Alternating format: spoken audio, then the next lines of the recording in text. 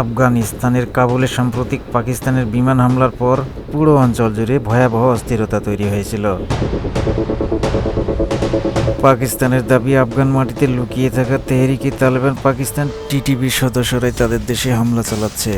সেই ঘাঁটি ধ্বংস করতেই পাকিস্তানি বিমান কাবুলের আকাশে বোমা বর্ষণ করে, কিন্তু হামলার পরপরই আফগানিস্তান কড়া প্রতিক্রিয়া দেখায়। তালেবান সরকারের মুখপাত্র তীব্র ভাষায় নিন্দা জানিয়ে বলেন, পাকিস্তান আমাদের সার্বভৌমত্ব লঙ্ঘন করেছে, এই হামলার জবাব দেওয়া হবে।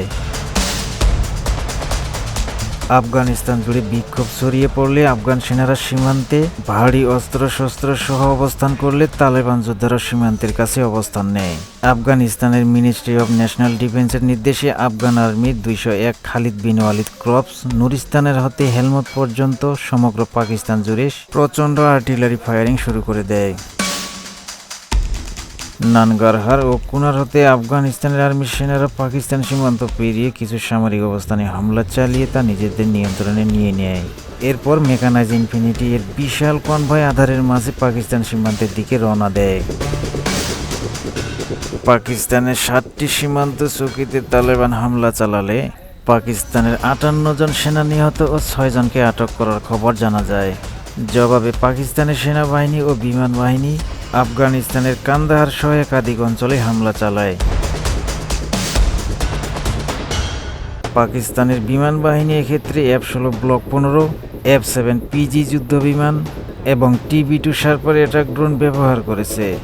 সর্বশেষ খবর পাওয়া পর্যন্ত পাকিস্তানের এই হামলায় মোট 200 তালেবান নিহত হয়েছে বলে জানিয়েছে পাকিস্তান ISPR।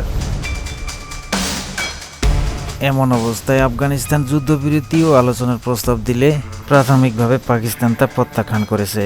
পাকিস্তান জানিয়েছে, টিটিপির গুরুত্বপূর্ণ ঘাঁটিগুলো ধ্বংস করাই তাদের উদ্দেশ্য পূরণ না হওয়া পর্যন্ত লড়াই থামাতে রাজি নয় তারা। অন্যদিকে পাকিস্তানের প্রধানমন্ত্রী শেহবাজ শরীফ সহ পাকিস্তানের ISPR এর মুখপাত্র আহমেদ শরীফ চৌধুরী বলেছেন, ভারত আফগানিস্তানকে দিয়ে পাকিস্তানের বিরুদ্ধে ছায়া যুদ্ধ চালাচ্ছে। এদিকে গ্লোবাল টাইমসের বরাত দিয়ে জানা গেছে, চীনের কমিউনিস্ট পার্টি CCP ঘোষণা করেছে যে পাকিস্তানের পূর্ণ অধিকার আছে তালেবান ও ভারতের বিরুদ্ধে আত্মরক্ষামূলক পদক্ষেপ নেওয়ার। তাদের মতে চীন বিশ্বাস করে যে পাকিস্তান শক্তিশালী থাকলে গোটা অঞ্চল স্থিতিশীল থাকবে।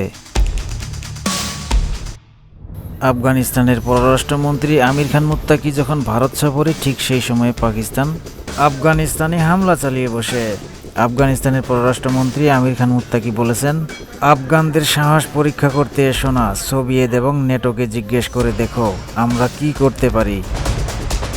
বিশ্লেষকরা বলছেন, আফগানিস্তান এমন একটি দেশ যেখানে ব্রিটিশ সাম্রাজ্য থেকে শুরু করে সোভিয়েত ইউনিয়ন এমনকি নেটো সহ আমেরিকার মতো সুপার পাওয়ার শক্তিশালী দেশগুলো পর্যন্ত লজ্জাজনক পরাজয় ঘটেছে। সেখানে পাকিস্তান কতদিন লড়াই করে টিকে থাকতে পারবে সেটাই দেখার বিষয়।